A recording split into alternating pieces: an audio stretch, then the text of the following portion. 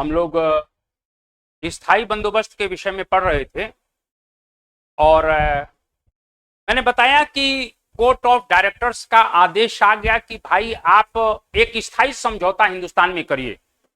Cornwallis के पास एक आदेश आया और यही कोर्ट ऑफ डायरेक्टर्स का जो आदेश था वही हम कह सकते हैं कि स्थायी बंदोबस्त का आधार बन। ये बहुत बड़ी बात। और जब कोर्ट ऑफ डायरेक्टर्स का आदेश ही स्थायी बंदोबस्त का आधार बनता है तो फिर यहां से कुछ प्रॉब्लम्स हो रही है, उस पर मैं थोड़ी सी चर्चा आप लोगों से करना चाह रहा हूं। जैसे मैंने अभी कहा कि हम लोग स्थायी बंदोबस्त पढ़ रहे थे और स्थायी बंदोबस्त जब पढ़ रहे थे तो थोड़ा सा इस बात को ध्यान रखिएगा, स्थायी बंदोबस्त। और जब हम लोग स्थायी बंदोबस्त पढ़ रहे थे तो अगर हम लोग इस विषय को लेकर बात करें तो यहां पर थोड़ी सी चीजों को लेकर बात करते हैं कि लगान व्यवस्था से संबंधित कुछ प्रॉब्लम्स देखने को मिली और लगान व्यवस्था से संबंधित मुख्य समस्याएं क्या थी।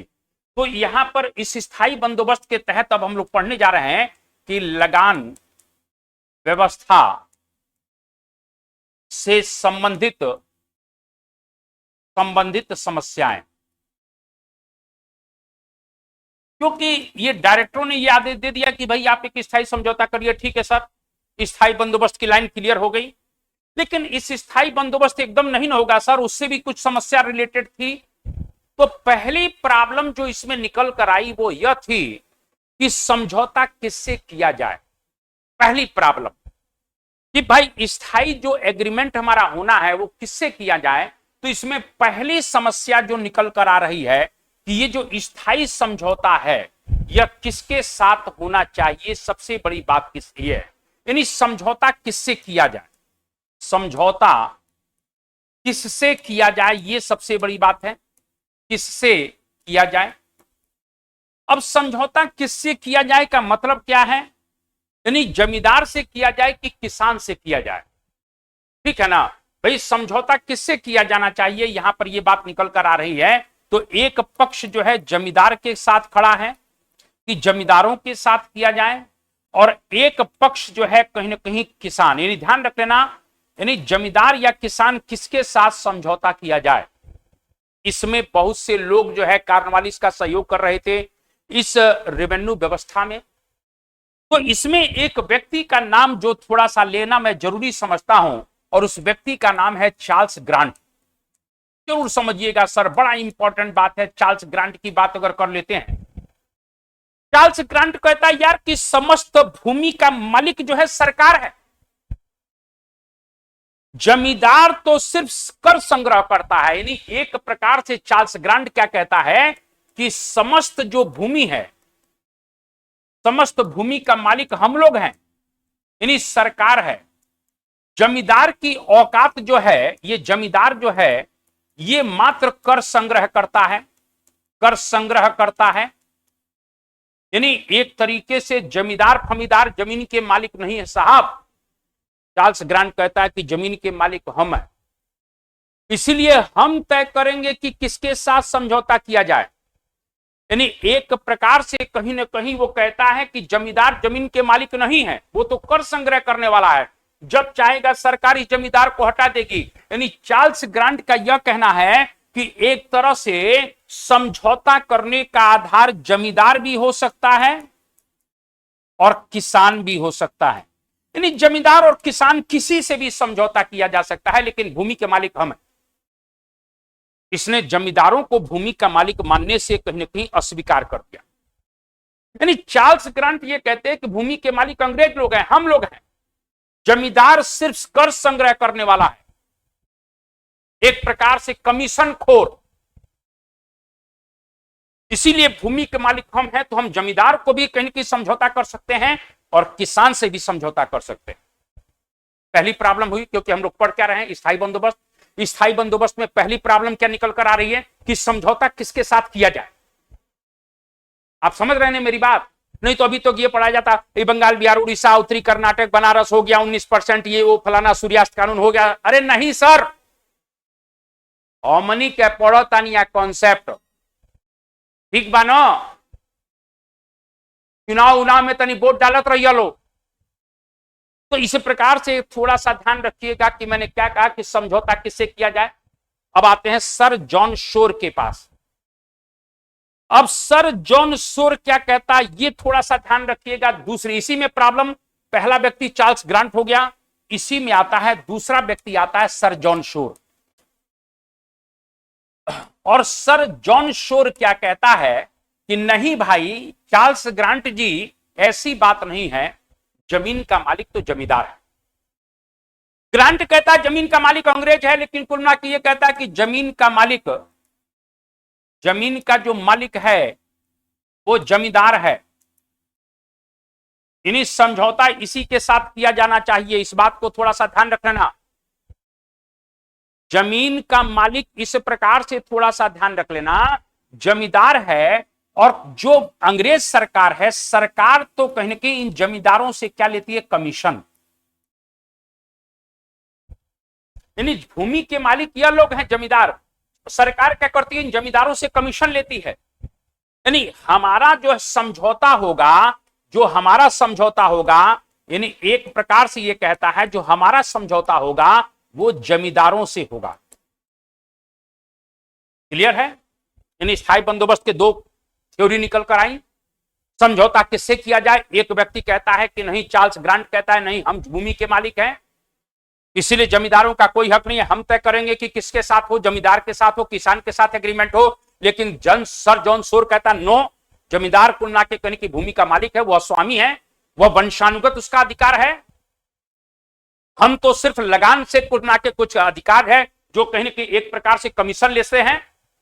इसीलिए जमीन का जो स्थायी समझौता किया जाएगा वो जमींदार से किया जाएगा। क्लियर है? दो पक्ष हो गए। तब अंततः जब ये विवाद गहरा गया तो मैं आपको बताना चाहता हूं कि इस तरीके से जो है, जो कार्नवालिस साहब हैं, जो गवर्नर जनरल है, कार्नवालिस कौन है? तो इस समय गवर्नर जनरल हैं। तो ये कार्नवालिस साहब इस मामले में किसके साथ खड़े हो गए? सर जॉन शोर के साथ खड़े हो गए। कार्नवालिस साहब स्वयं इंग्लैंड में बहुत बड़ा लैंड होल्डर्स है महाराज, स्वयं इंग्लैंडवा में बहुत बड़ा लैंड होल्डर्स है, जमींदार है। तो उस जमींदारों के पक्ष में गया, उसने कहा नहीं नहीं, इस प्रकार से ये जॉन शोर जो कह रहा है वो बहुत बिल्कुल सही है, यानी जमींदार से ही स्थायी समझौता किया जाना चाहिए, और जमींदार ही कुल मिला के रैयत से रेवेन्यू वसूल करेगा और उसका एक भाग अंग्रेज सरकार तक पहुंचाएगा। तो एक तरह से ये बात तो क्लियर हो गई, समझौता किसके साथ किया जाए? तो समझौता जमींदार के साथ हो रहा है, ये बात हो गया। अब आता है कि इस प्रकार से जो है क्वेश्चन आएगा कि राज्य को पैदावार का कितना भाग लगान के रूप में प्राप्त किया जाना चाहिए, ये बहुत इंपॉर्टेंट है। यानी लगान निश्चित करने का आधार क्या हो, ये सबसे बड़ी बात है। तो थोड़ा सा दूसरा पॉइंट फिर हम लोग पढ़ने जा रहे हैं कि इस प्रकार से जो है लगान का जो कहीं ना कहीं आधार क्या हो, कौन से वर्ष को माना जाए, ये थोड़ा सा ध्यान रखिएगा। तो राज्य को पैदावार का आधार यानी लगान, यानी राज्य को पैदावार का जो आधार है वो किस आधार पर तय किया जाए, यानी राज्य को पैदावार का कितना भाग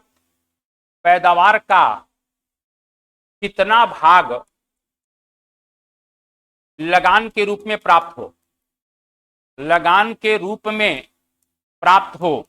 थोड़ा सा ध्यान रखिएगा, बहुत इंपॉर्टेंट बात फिर आ गया कि दूसरा, पहला था समझौता किससे किया जाए, जमींदार हो गया। अब लगान जो कैसे लिया जाए, कितना लिया जाए, पैदावार का आधार क्या हो, यानी एक प्रकार से पैदावार का कितना भाग लगान के रूप में प्राप्त किया जाना चाहिए। चार्ल्स ग्रांट ने कहा कि इसमें भी विवाद हो गया। चार्ल्स ग्रांट यह कहता है, यहां पर फिर चार्ल्स ग्रांट कहता है कि 1765 में जब हमने स्थायी बंदोबस्त किया था तो 1765 में हुई पैदावार के आधार पर ही लगान होना चाहिए। यानी 1765 में जो पैदावार हुई थी, पैदावार के आधार पर जो लगान वसूली की गई थी, लगान वसूली की गई थी। 1765 में जब स्थायी बंदोबस्त हुआ तो ऊंची बोली लगाई गई। तो चार्ल्स ग्रांट कहता है कि 1765 में जो पैदावार की हुई थी और जो उसमें लगान कहीं न कहीं निश्चित की गई थी और जो हमने वसूला था लगान, उस वसूल की गई लगान को ही कहीं न कहीं लगान होना चाहिए। यानी पैदावार के आधार पर जो लगान वसूल की गई थी उसी को कुल मिला के कहीं न कहीं हमको लगान निश्चित करना है। अभी मैं समझात करना चाहता हूं। मान लीजिए 1765 में उन्होंने 2 करोड़ रुपए लगान की वसूली की, तो बंगाल से उन्होंने 2 करोड़ की वसूली की, तो उन्होंने कहा कि भाई 2 करोड़ का ही टारगेट तय कर दिया जाए। चार्ल्स ग्रांट कहता है नहीं, 1765 ये उदाहरण दिया है, मतलब 2 करोड़, ये मत समझ कि 1765 में 2 करोड़ था। 1765 में जो भी लगान की वसूली हुई थी उसी लगान को कहीं ना कहीं निर्धारित कर दिया जाना चाहिए। क्लियर? लेकिन यहां पर चार्ल्स ग्रांट के मत से फिर कौन नाराज हो गया? चार्ल्स ग्रांट नाम है, ध्यान रख लेना। चार्ल्स ग्रांट टॉ है, चार्ल्स ग्रांट है, टॉ है। फिर जो है सर जॉन शोर कहता है नो, बिल्कुल आपकी बात को नहीं माना जाएगा।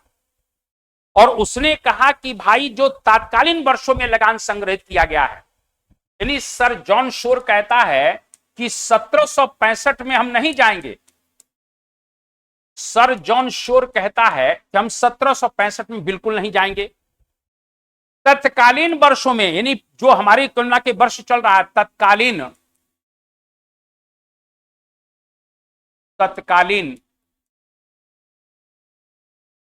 वर्षों में संग्रहित लगान को आधार बनाना चाहिए। अब आप ये ध्यान रखिएगा, यही क्वेश्चन आ जाए कि 1765 में जो लगान वसूली की गई वो कौन सा वर्ष आधार बनाया गया? 1765, 1786। सर इसी में खलवा हो जाएगा।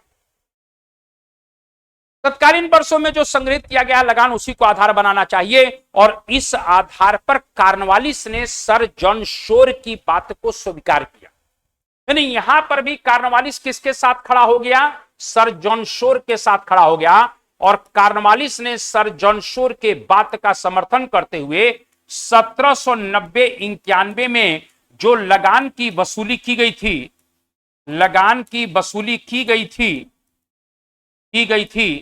उसी लगान को निश्चित कर दिया गया।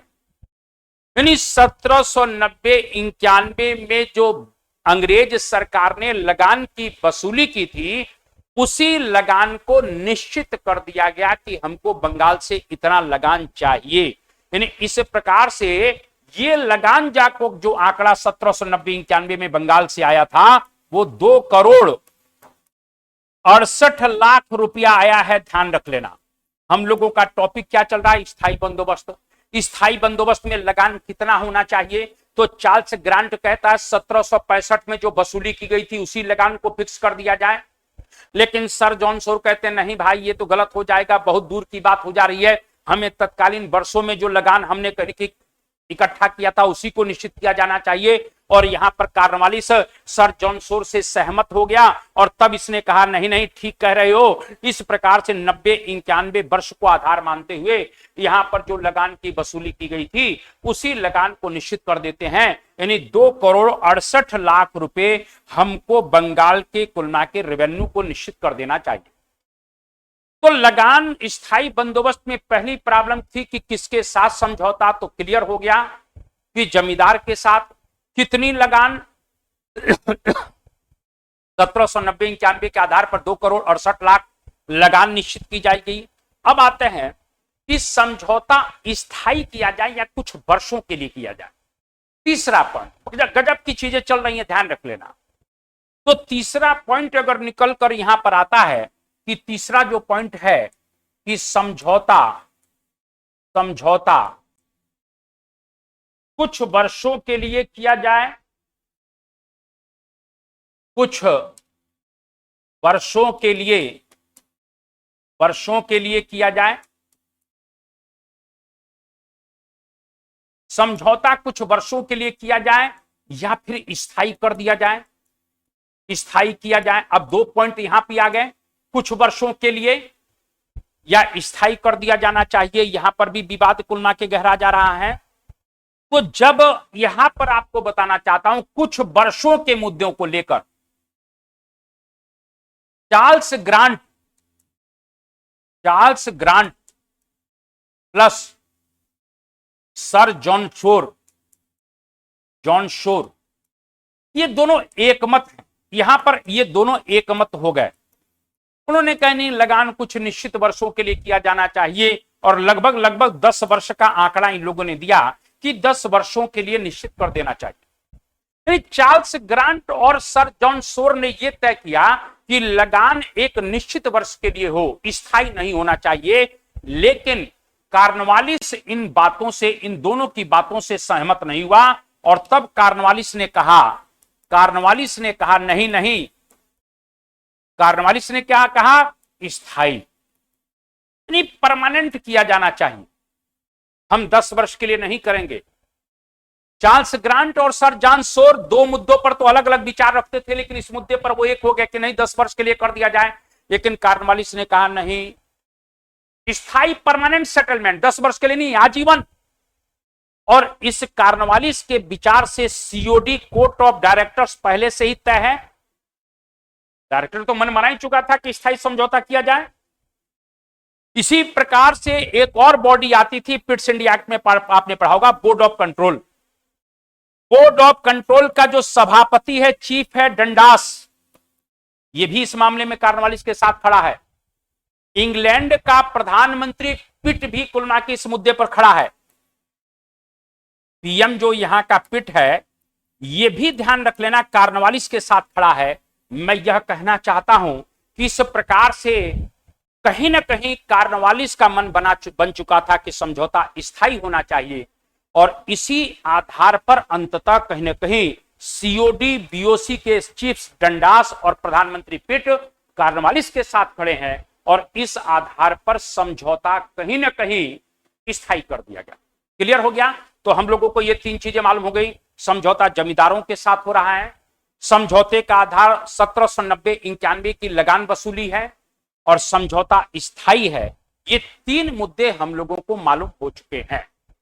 अब हम आते हैं कि इस प्रकार से अगर देखा जाए तो इस समझौते का उद्देश्य क्या था।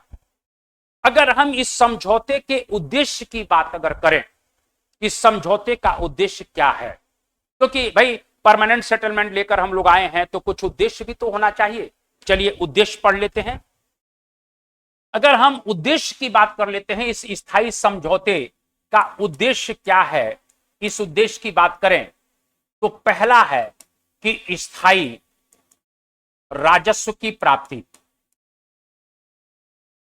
यानी हम लोगों को स्थायी राजस्व की प्राप्ति चाहिए। मतलब 2,68,00,000 फिक्स, मतलब फिक्स। अब ऊंची बोली का तो महाराज यह है, किसी साल 2 करोड़ भी हो गया, किसी साल 3 करोड़ भी होता, तो आमदनी अनिश्चित रहा करती थी, ठीक है ना। लेकिन यहां पर स्थायी राजस्व की प्राप्ति करना सबसे बड़ा उद्देश्य। दूसरी बात अगर करते हैं तो थोड़ा सा ध्यान रखना, कार्नवालिस चालाक है। कार्नवालिस सोचता है कि जमींदारों के ऊपर ही सब लोड डाल दिया जाए। क्यों डाल दिया जाए? क्योंकि वो प्रशासनिक सुविधा चाहता है। प्रशासनिक सुविधा, ध्यान रख लेना, बड़ी इंपॉर्टेंट बता रहा हूं, उद्देश्य चल रहा है। उद्देश्य प्रशासनिक सुविधा को ध्यान में रखते हुए, अब आप कहेंगे सर प्रशासनिक सुविधा को ध्यान में कैसे रखते हुए, ये थोड़ा सा बताइए। कार्नवालिस को यह लगा कि हिंदुस्तान में जो अंग्रेज प्रशासनिक अधिकारी हैं, वो अभी हिंदुस्तान की रेवेन्यू सिस्टम को पूरी तरह से समझ नहीं पाए हैं, वो मैच्योर नहीं है, उनमें वो क्षमता नहीं है। हिंदुस्तान के राजस्व व्यवस्था को समझने के लिए ना तो उनके पास प्रशासनिक अनुभव है, ना वैसी क्षमता है। इसीलिए कहीं ना कहीं प्रशासनिक कारणों को ध्यान में रखते हुए उसने जमींदारों को ही पूरा का पूरा भार दे दिया। उन्होंने कहा प्रभु आप जानो, हमको तो 2,68,00,000 चाहिए, हमें कोई मतलब नहीं है, तो इस प्रकार से प्रशासनिक झंझटों से मुक्त होने के लिए, क्योंकि मैंने अभी कहा कार्नवालिस को मालूम है कि हमारे अधिकारियों के पास ना तो क्षमता है ना अनुभव है, तो प्रशासनिक झंझटों से मुक्त होने के लिए भी इस प्रकार से इस बंदोबस्त को लाया गया था। यह भी एक बहुत बड़ा कारण है। तीसरा कारण बहुत इंपॉर्टेंट है। तीसरा कारण है कि कार्नवालिस जमींदारों को स्थायी बंदोबस्त से जोड़कर और उन्हें अधिकार देकर भारत में एक ऐसा वर्ग खड़ा करना चाहता है जो अंग्रेजी राज्य का पूर्ण रूप से समर्थन कर सके। इस बात को थोड़ा सा ध्यान रखना। यानी एक तरह से जमींदारों का एक ऐसा वर्ग, बड़ी इंपॉर्टेंट बात है, इस बात को ध्यान रख लेना कि कार्नवालिस जमींदारों का एक ऐसा वर्ग भारत में खड़ा करना चाहता है जो अंग्रेजी साम्राज्य के लिए सामाजिक आधार बन सके, अंग्रेजों की सुरक्षा में हर पल खड़ा हो सके। यह सबसे बड़ी बात है। तो एक ऐसा वर्ग तैयार करना चाहता था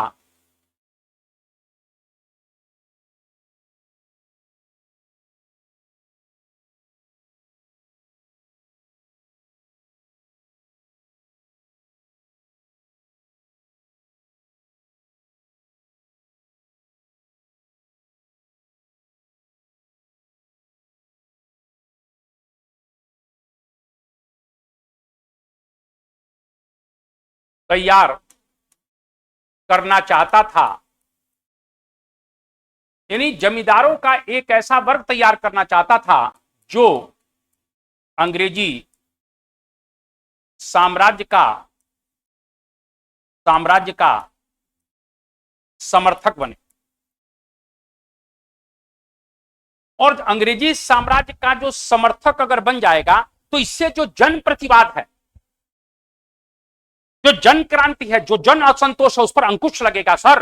यानी एक प्रकार से समर्थक हो और जन प्रतिवाद पर अंकुश लगे, जन प्रतिवाद पर अंकुश लगे। क्लियर है? तो इस स्थायी बंदोबस्त के उद्देश्य थे जैसे स्थायी राजस्व की प्राप्ति, प्रशासनिक झंझटों से मुक्त रहना, क्योंकि ना तो मेरे पास टॉप क्लास के दक्ष प्रशासनिक अधिकारी हैं ना अनुभवशील हैं, जमींदारों का एक वर्ग खड़ा करना, यह भी बहुत बड़ी बात है। कृषि के विकास को कुल मिला के कहने की बढ़ावा देना, क्योंकि द्वैध शासन के तहत कृषि पूरी तरह से चौपट हो चुकी थी, इसीलिए कृषि को बढ़ावा देना भी, कृषि को बढ़ावा देना भी इसका एक उद्देश्य था। क्योंकि उनको लगा कि भाई जमींदारों को जब कहने की मालिक बना दिया जाएगा, वो ज्यादा से ज्यादा कुल मिला के कहने की रेवेन्यू पर आएंगे, तो कहने की उनको खेती में, किसानी में इंटरेस्ट जगेगा, तो प्रोडक्शन को बढ़ाने में ज्यादा काम करेंगे। तो इस प्रकार से किसानों से यानी कृषि को बढ़ावा देना भी इसका उद्देश्य है। ये भी बहुत बड़ी बात है। इसके बाद अगर देखा जाए तो इस व्यवस्था में अगर हम देखते हैं तो एक और चीज देखने को मिलता है कि जब कृषि में विकास, कृषि में बढ़ावा होगा तो इससे व्यापार वाणिज्य में भी वृद्धि होगी। क्योंकि जब कहने की खेती को देखिए, दुनिया में कहीं पर भी आप इंडस्ट्रियलाइजेशन देखेंगे तो उसके पीछे बहुत बड़ा कारण सर रॉ मटेरियल्स का भी तो है। इंग्लैंड, बंगाल दुनिया का सबसे बड़ा ट्रेड सेंटर इसलिए ना बना सर, क्योंकि आपके यहां कहीं ना कहीं सब कुछ पैदा तो हो रहा है ना। आपके यहां धान पैदा हो रहा है, आपके यहां महुआ पैदा हो रहा है, आपके यहां नील पैदा हो रहा है, आपके यहां अफीम पैदा हो रही है, आपके यहां शोरा पैदा हो रहा है, आपके यहां सिल्क पैदा हो रहा है, आपके यहां जूट पैदा हो रहा है, आपके यहां सूती वस्त्र पैदा हो रहे हैं, आपके यहां हैंडीक्राफ्ट की चीजें पैदा हो रही हैं सर। क्लियर है? तो जब कृषि को बढ़ावा मिलेगा तो इसका उद्देश्य यह भी था कि इससे व्यापार वाणिज्य को भी प्रोत्साहन मिलेगा। क्या मिलेगा? तो ये कृषि को बढ़ावा देना और इससे क्या होगा, व्यापार वाणिज्य को प्रोत्साहन, यानी व्यापार वाणिज्य को प्रोत्साहन भी मिलेगा। यह भी बहुत बड़ी बात है, यह भी थोड़ा सा ध्यान रखिएगा। एक चीज और कह सकते हैं कि इस व्यवस्था से औपनिवेशिक उद्देश्यों की पूर्ति का माध्यम भी बनेगी। कैसे बनेगी, ध्यान रखना, बड़ी इंपॉर्टेंट बात कर रहा हूं। औपनिवेशिक उद्देश्यों का माध्यम भी बनेगी। कैसे बनेगी, ये थोड़ा सा ध्यान रखना। यह व्यवस्था औपनिवेशिक औपनिवेशिक उद्देश्यों का औपनिवेशिक उद्देश्यों का माध्यम माध्यम भी बनेगी। कैसे बनेगी, जब आपने जमींदारों को जमीन का मालिक बना दिया तो जमींदारों के पास जब ज्यादा पैसा आने लगा तो उस पूंजी को वो भूमि में निवेश करने के लिए बाध्य थे। यानी भारतीय जमींदारों के पास जब पूंजी बढ़ने लग गई तो उस पूंजी को उस भूमि में, उस जमीन में निवेश करने के लिए बाध्य थे। इससे व्यापार वाणिज्य के क्षेत्र में भारतीयों के साथ प्रतिस्पर्धा कम हुई। मान के चलिए कि अगर भारतीयों के पास पूंजी बढ़ेगी तो क्या करेंगे, वो व्यापार वाणिज्य में लगाएंगे, तो इससे प्रतिस्पर्धा अंग्रेजी व्यापारियों से बढ़ेगी कि नहीं बढ़ेगी। लेकिन इसका उद्देश्य यह था कि अगर यह व्यवस्था औपनिवेशिक उद्देश्य का माध्यम भी बनेगी। क्यों, क्योंकि जो भारतीय जमींदार लोग थे, जो भारतीय धनपति लोग थे, वो अब कृषि में पूंजी निवेश करने के लिए बाध्य हो गए, क्योंकि वहां से बहुत कुछ और न हो रहा है। और इससे कहीं ना कहीं अंग्रेज व्यापारियों से जो भारतीयों की प्रतिस्पर्धा थी वो कम हुई। यानी एक प्रकार से यह औपनिवेशिक उद्देश्यों का माध्यम भी बनी। ये भी आप लोगों से सर पूछा जा सकता है। क्लियर है?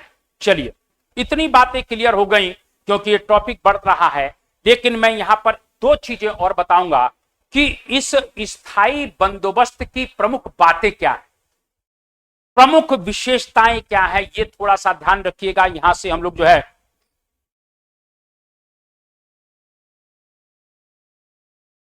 तो अगर हम यहां पर बात कर लेते हैं तो इसकी विशेषताएं, यानी स्थायी बंदोबस्त की विशेषताओं की बात अगर कर लेते हैं, विशेषताएं, इसके स्थायी बंदोबस्त के लाभ और हानि के विषय में हम लोग किसी और टॉपिक में चर्चा करेंगे। लेकिन यह जरूरी है कि कार्नवालिस ने लगान वसूल करने का अधिकार जमींदारों को दिया, और जमींदारों को दिया तो यहां पर ध्यान रख लेना, कार्नवालिस ने लगान वसूल करने का अधिकार जमींदारों को दिया है। और मैंने अभी कहा आधार 1790-91, यानी 1790 में इसे, जो पहले 1790 से पहले क्या था, वार्षिक लगान के स्थान पर 10 वर्षीय लगान व्यवस्था लागू की गई। 1790 में इसे वार्षिक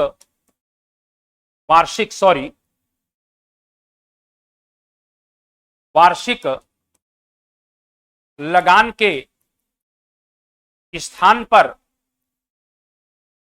10 वर्षीय कर दिया गया।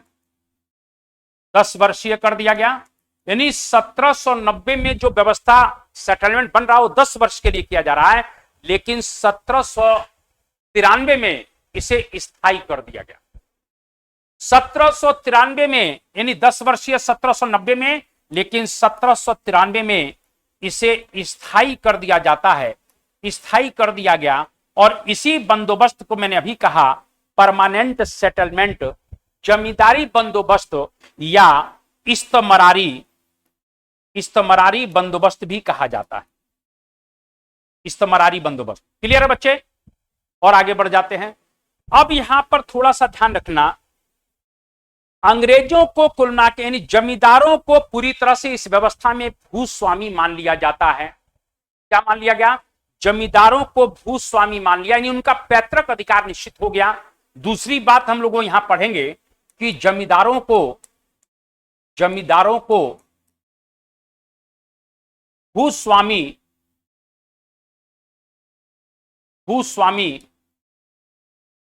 मान लिया गया, यानी एक तरह से जमीन पर इनका आधार क्या हो गया? पैतृक। जमीन पर इनका आधार पैतृक हो जाता है।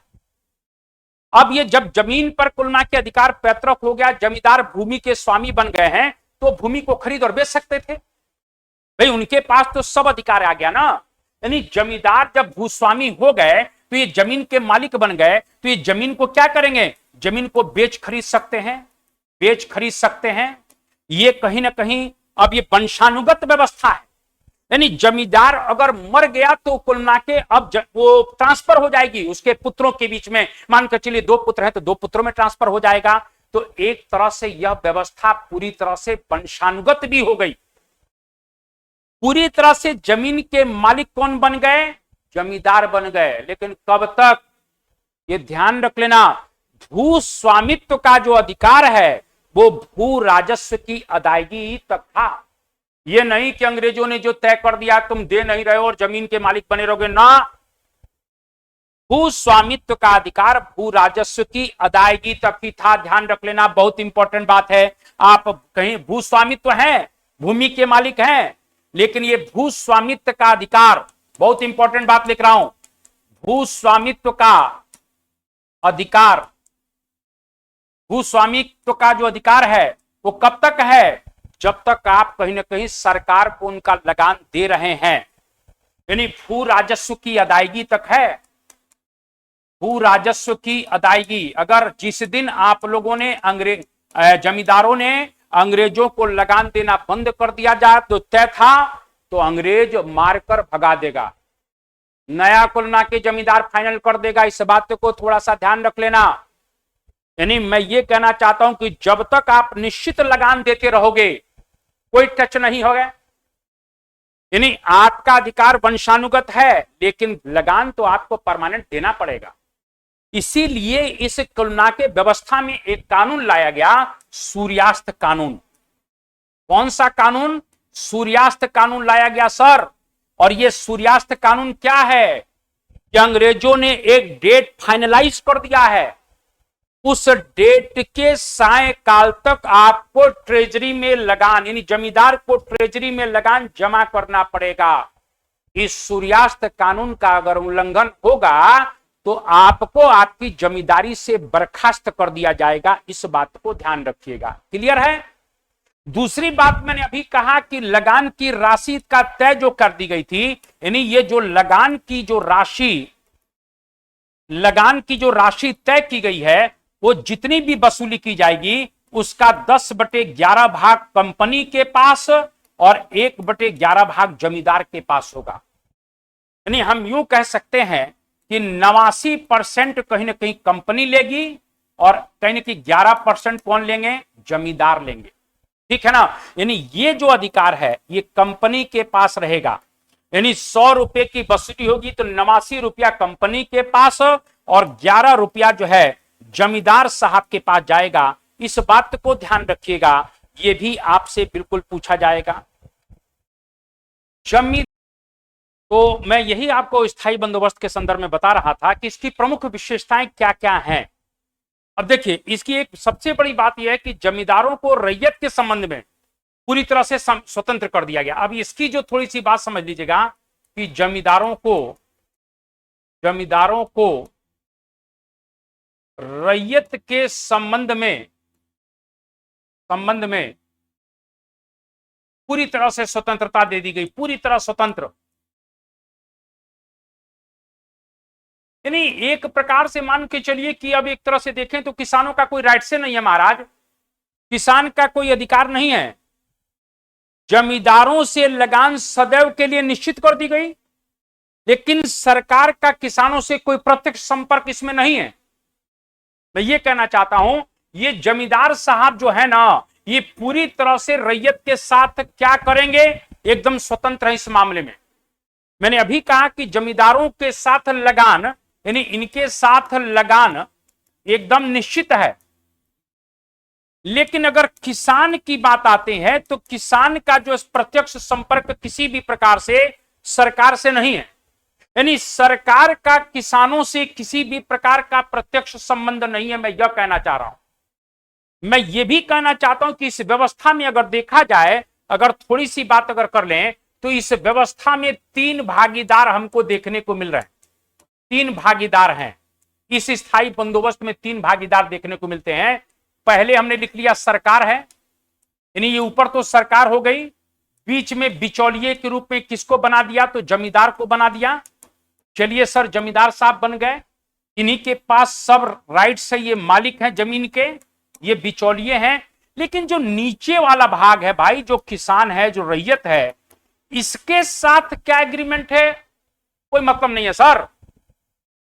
मैंने अभी आपको कहा कि सरकार ने किससे एग्रीमेंट किया है, किससे समझौता किया है, जमींदार से किया है, लैंड होल्डर से किया है। मैंने आपको बताया था कि बंगाल से 2,68,00,000 रुपए की वसूली होनी है, 2,68,00,000 की। यानी सरकार ने कुल मिला के टारगेट दे दिया जमींदार साहब को कि भाई हमको 2,68,00,000 रुपया चाहिए। अब 2,68,00,000 का कुल मिला के 89% तो हम रखेंगे, 11% जमींदार हो गया। चलिए, आप दोनों लोगों के बीच में तो सेटलमेंट हो गया, लेकिन इसमें यह तय नहीं हुआ कि जमींदार किसान से कितना लेगा, यह तय नहीं है। यहां पर यह तय नहीं है। यहां तो एग्रीमेंट कर दिया गया कि भाई सरकार जमींदारों से कुल मिला के कहने की कितना वसूल करेगी, ये बात ठीक है। चाहे वर्षा हो, चाहे आंधी हो, तूफान हो, अकाल हो, अंग्रेजों को कोई लेना देना नहीं है। सरकार को 2,68,00,000 यहां से चाहिए। अब जमींदार किसान से कितना वसूल करेगा, बस यही ड्रॉबैक है सर, यही बुराई है। जमींदारों ने 13 करोड़ रुपए की वसूली किया है, क्योंकि समझौते में तय ही नहीं हुआ था कि जमींदार किसानों के साथ क्या व्यवहार करेगा, कितना वसूली करेगा। इसमें यह एकदम फिक्स है कि आपको 2,68,00,000 ऊपर पहुंचाना है। आप चाहे वसूली 1 रुपए की करें, चाहे 1 अरब की करें, उससे कहीं किसान सरकार को कोई मतलब नहीं है। इसका सबसे बड़ा ड्रॉबैक है कि सरकार ने इनके साथ तो फाइनल कर लिया कि हमको 2,68,00,000 रुपया चाहिए, लेकिन जमींदार किसानों से कितना वसूल करेगा, यह कहीं ना कहीं तय नहीं हुआ साहब। और यही कुल मिला के सबसे बड़ा तय नहीं हो पाया, जिसके कारण से इन जमींदारों ने किसानों का बड़े पैमाने पर शोषण किया, व्यापक शोषण किया गया। और जब बड़े पैमाने पर शोषण किया गया तो आपने सुना होगा कि बंगाल में इसी स्थायी बंदोबस्त में जब किसानों का शोषण होता है तो बड़े पैमाने पर कृषक विद्रोह भी शुरू हुए। कृषक विद्रोह मैंने आपको बताया था, बड़े पैमाने पर कृषक विद्रोह, चाहे नील आंदोलन के रूप में हो, चाहे पावना आंदोलन के रूप में हो, बहुत से कुल मिला के आंदोलन होंगे, तेभागा आंदोलन के रूप में हो। कृषक विद्रोहों की पृष्ठभूमि का जन्म भी इस कारण से हो रहा है, मैं आगे बताऊंगा।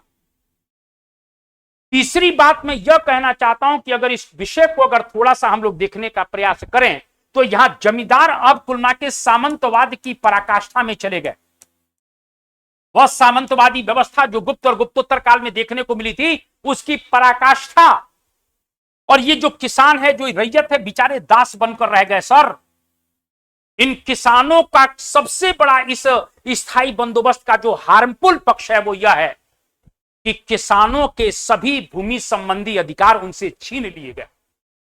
उनके परंपरागत जो भूमि पर अधिकार थे, चारागाह का, चाहे वन का, वो सब खत्म कर दिए गए सर।